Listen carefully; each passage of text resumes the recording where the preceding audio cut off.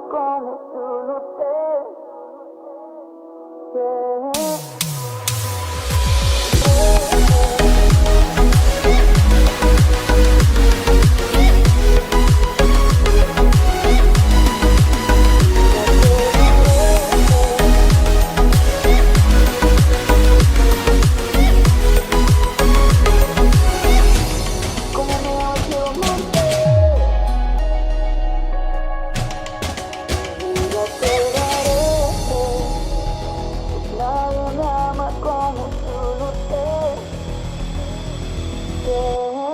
No hay nada que perder, tus brazos voy a dejarme caer. Sean todos bienvenidos. Mi vida te daré. Somos Catedral Evangélica de Maipú Televisión, SEM TV. Donde quiera que estés, Dios te ve.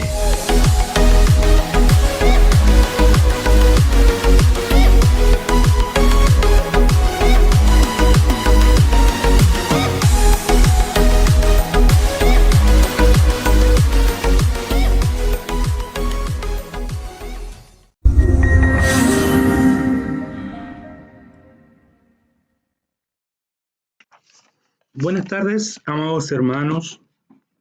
Les habla su hermano Juan Calquín. Quiero esta tarde compartir con ustedes la palabra del Señor. Quiero, si por favor me pueden ayudar o abrir sus Biblias en la carta del apóstol San Pablo a la iglesia de Colosenses, capítulo 1, el versículo 24 y 25, y dice así: Ahora me gozo en lo que padezco por vosotros y cumplo en mi carne lo que falta de las aflicciones de Cristo por su cuerpo, que es la iglesia, de la cual fui hecho ministro según la administración de Dios que me fue dada para con vosotros, para que anuncie cumplidamente la palabra de Dios.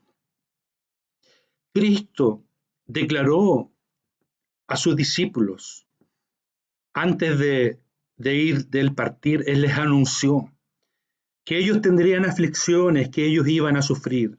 Hoy día vemos, hermanos, que el tema del dolor y del sufrimiento en nuestro entorno, en nuestros hermanos, en todo en general, se hace mucho más latente. Hemos oído palabras, ¿cierto? Hemos escuchado testimonios de gente muy atemorizada, de gente que está realmente sufriendo, de nuestros hermanos que han estado sufriendo, que han estado muy de cerca con todo lo que pasa. Yo quiero animarle en esta tarde por medio de la palabra del Señor, por medio de lo que el apóstol habla en estos dos versículos que tienen que ver con el gozo y el sufrimiento. Esos son dos temas que intentaré, con la ayuda de mi Señor, abordar en esta pequeña exposición. Cristo le había declarado a los discípulos que iban a sufrir, que el pastor iba a ser tomado y los discípulos y las ovejas, ¿cierto?, iban a ser dispersadas. Vemos que cuando sucede esto, la palabra de Cristo que había sido para ellos fundamental, como donde afirmar su fe, habían visto al maestro obrar milagros, obrar tantas maravillas, pero en un momento a otro esto cambia el escenario. El maestro es apresado, el maestro es llevado prisionero, hay confusión en los apóstoles, en sus seguidores, se esconden. El apóstol Pedro niega al Señor. Hay un miedo inherente frente a lo que está sucediendo. Ellos tenían mucho miedo, la decepción los tomó, se hizo cargo de ellos. Pasaron los días, ¿cierto? El que el Señor fue tomado prisionero, Él fue crucificado y reinaba el pesar, reinaba la incertidumbre, reinaba una desmotivación, estaba en todo este ambiente de dolor, este ambiente de desilusión. Pero ¿qué, hermano, sucede? Que al tercer día, como dice la Escritura, aquel sepulcro no pudo contener, ¿cierto? Y Cristo vence la muerte, Cristo sale y esta noticia se esparce por toda Judea, por Jerusalén, por los discípulos, y todos comienzan a tomar valor, vuelve la esperanza. Lo que había sido antes de dolor, lo que había sido desesperanza, ahora es una buena noticia. El Cristo había resucitado, lo que él había dicho había sido es cierto, era ciertísimo, y el Señor se aparece y empieza a presentarse frente a cada uno de ellos, se aparece a las columnas de la iglesia, se aparece a más de 500 a la vez, dando pruebas indubitables de que Él era. A Tomás, Tomás, mete tu dedo aquí, mostrando que Él era el Señor. Pasan algunos días y orando ellos viene el Espíritu Santo, ¿cierto? Y es derramado sobre ellos, y aquí ocurre algo tremendo. Ellos se llenan de más poder, ellos se llenan de autoridad y los vemos predicando por las calles sin miedo a ser apresados. Lo único que ellos querían era hablar de este Cristo resucitado. ¿Cómo es entonces? ¿Por qué ahora los discípulos están dispuestos a sufrir? ¿Por qué ahora ellos están dispuestos a morir por Cristo? ¿Qué es lo que cambia? ¿Qué es lo que sucede? Y podemos entender, ¿cierto?, que todo esto es un plan de Dios. Y así como Cristo sufrió, ¿cierto?, así también sus discípulos somos parte de este sufrimiento. ¿Por qué el apóstol Pablo, cuando lo llama el Señor y le da esta palabra ahí en Hechos 9, le dice: instrumento escogido me es este, para llevar mi nombre en presencia de los gentiles y de reyes y de los hijos de Israel, porque yo le mostraré cuánto le es necesario padecer por mi nombre? ¿Por qué al apóstol? Y queremos un poco entender lo que explica este pasaje de Colosenses cuando él dice: ahora me gozo en lo que padezco por vosotros y cumplo en mi carne lo que falta de las aflicciones de Cristo por su cuerpo, que es la iglesia. ¿Por qué Pablo enseña, inspirado por el Espíritu Santo, que él debía sufrir, que su sufrimiento era por la iglesia? Ciertamente esto no es un sufrimiento, digamos, expiatorio, no es porque el sufrimiento de Cristo, esto es una obra completa, eso ya está completado. Pero aquí hay algo que nuestro mismo Señor, Él nos está diciendo. ¿Qué significa para Pablo entonces cumplir con las aflicciones de Cristo? Significa que el sufrimiento es nuestra base. ¿Para qué? Para andar llevando lo que el mismo Señor padeció. ¿Qué es lo que dice el Señor?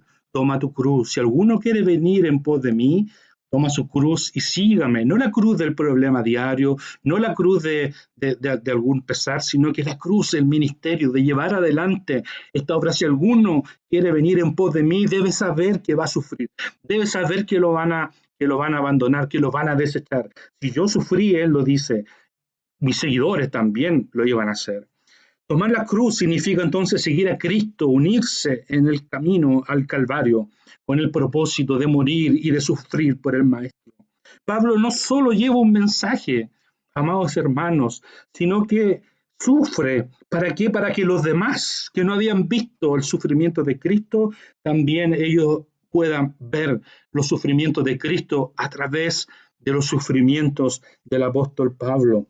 Si bien es cierto, Cristo murió por todos nosotros para que tuviéramos, Él murió por lo que nosotros no podíamos alcanzar, pero Él no murió para que nosotros no sufriéramos por otros. Y esto es lo que el apóstol intenta mostrarnos cuando él dice que en su carne, ¿cierto?, cumple lo que falta de las aflicciones de Cristo para su iglesia, para que los que iban a venir a Cristo vieran cómo habían sido los sufrimientos del Señor. Cristo dice: si a mí me persiguieron, a vosotros también os perseguirán, porque era necesario que el Hijo del Hombre debía de padecer mucho. Pablo era fuerte en el sufrimiento, pero ¿cuál es la fortaleza? ¿Por qué el apóstol era fuerte en el sufrimiento?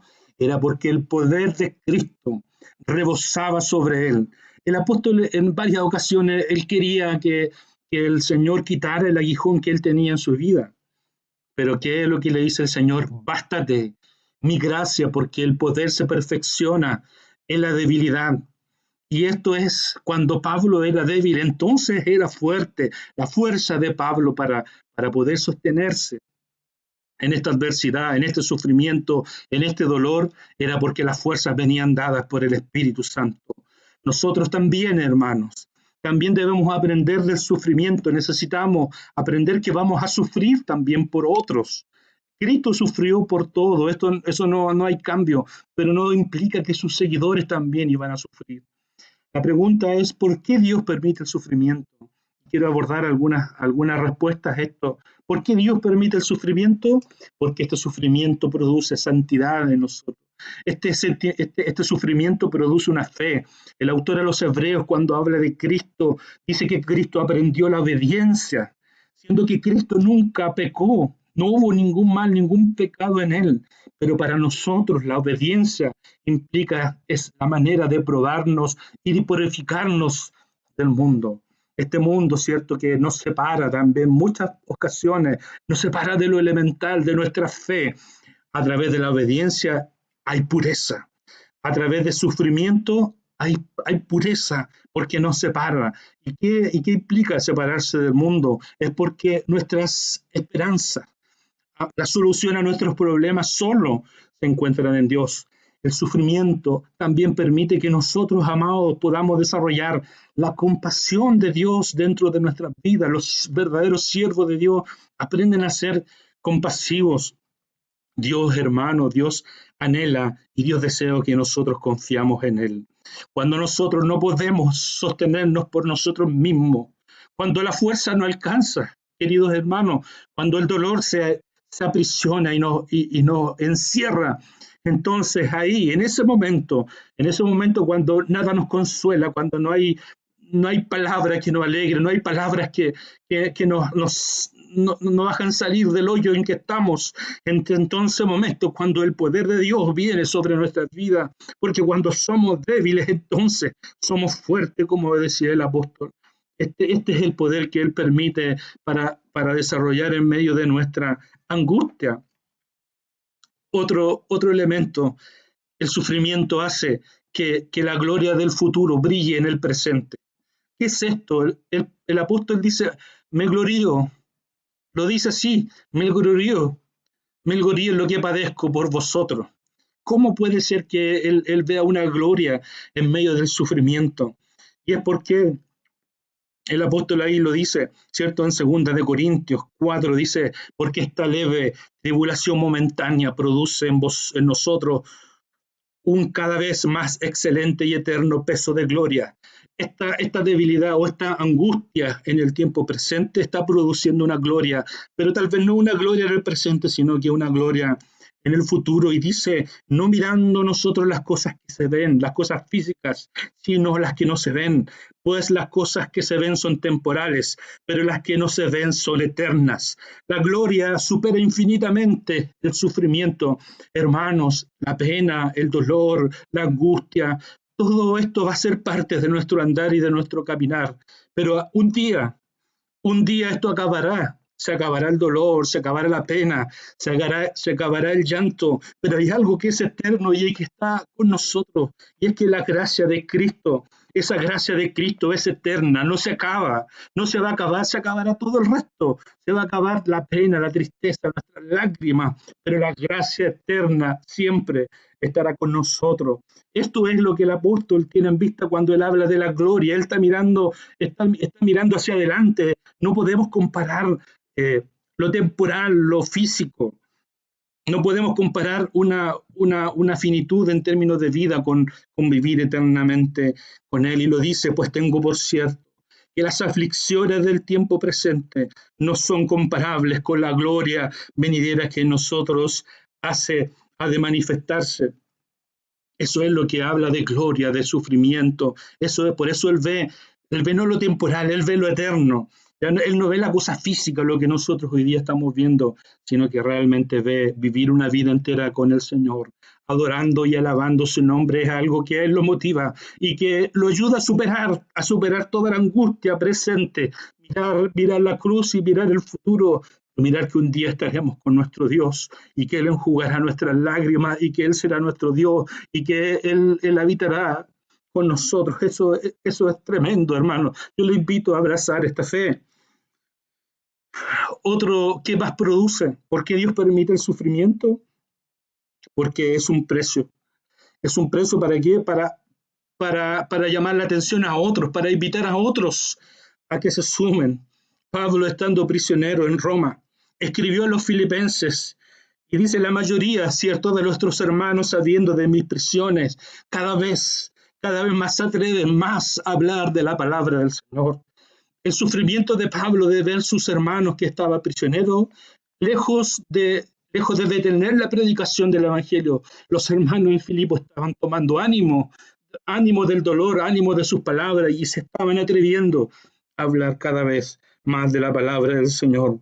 El sufrimiento de los siervos de Dios, el sufrimiento de aquellos que sufren, que soportan con fe y alabanza las pruebas, es una invitación, es una experiencia para que los indiferentes, para aquellos que estamos a veces también muy cómodos con nuestra posición, también podamos nosotros ser despertados cuando veamos el dolor y el sufrimiento en tal vez las familias y que mañana nos compartirán su experiencia y nos dirán cómo en medio de la angustia, cómo en medio de ese dolor vino la mano del Señor y los ayudó y los sacó. Eso nos va a impulsar a nosotros a que salgamos de tal vez de nuestra comodidad y vayamos más aún a la planta de nuestro Señor. Quiero terminar, amados hermanos, contándoles de una pequeña historia de un predicador en África que también inspirado un día iba camino por esas calles del desierto y un día escuchó de la palabra del Señor, alguien le predicó, alguien le habló de este Cristo y él cambió. Y se los quiero leer.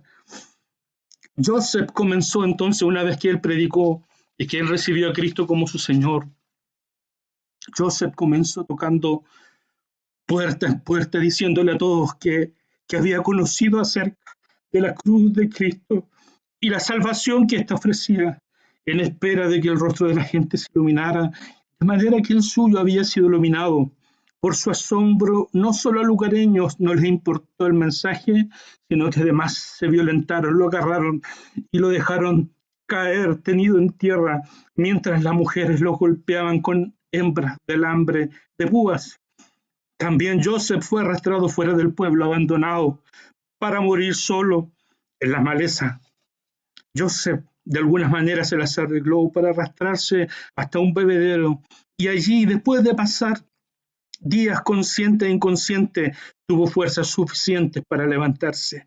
Él se extrañó de la recepción que había recibido de la gente que conocía durante toda su vida y llegó a la conclusión de que algo debía haber omitido, que había enseñado mal de la historia de Jesús, que se había equivocado, y después de ensayar el mensaje volvió nuevamente a compartir su fe nuevamente ahí en esas calles de África. Joseph llegó cojeando hasta el círculo de chozas de la aldea y comenzó a proclamar a Jesús. Él murió por ustedes para que ustedes pudieran encontrar perdón y vengan a conocer al Dios viviente, declaró una vez más. Los hombres de la aldea lo agarraron bien fuerte para que las mujeres lo golpearan otra vez, reabriéndole las antiguas heridas que justo habían comenzado a sanar. Nuevamente lo arrastraron inconsciente fuera de la aldea y le abandonaron para que muriese. Haber sobrevivido a la primera golpiza fue verdaderamente extraordinario. Sobrevivir a la segunda era un milagro. Otra vez, días después, Joseph despertó en la selva, herido, marcado de por vida, pero con una determinación de seguir y volver a predicar el Evangelio de Cristo. Regresó a la pequeña aldea, pero esta vez todos le atacaron. Antes de que él tuviera la oportunidad de abrir su boca, mientras ellos la azotaban por tercera vez y probablemente la última vez, en su agonía, comenzó a hablarles de Jesucristo el Señor. La última cosa que vio antes de caer inconsciente fue que las mujeres que le estaban golpeando comenzaron a llorar. En esta ocasión, Joseph despertó en su propia cama. Los ultrajadores ahora trataban de salvarle la vida y le cuidaban hasta que su salud fuera restablecida. La aldea completa había llegado a los pies de Cristo. Esto es, hermanos, lo que yo les animo. Estas historias nos invitan a soportar el sufrimiento, a soportar la angustia, a soportar el dolor y a como dice el apóstol, ahora me glorío en lo que padezco por vosotros, porque sé que mis sufrimientos son porque el Señor me había dado esta orden. Hermanos del Señor, esta es la palabra y yo les invito a que ustedes puedan soportar y esperar. Mañana nos vamos a juntar Mañana vamos a estar juntos, nos vamos a abrazar y vamos a decir como el Señor, en medio de este dolor, como Él nos levantó. Hermano del Señor, que la paz de Dios repose en cada uno de sus corazones.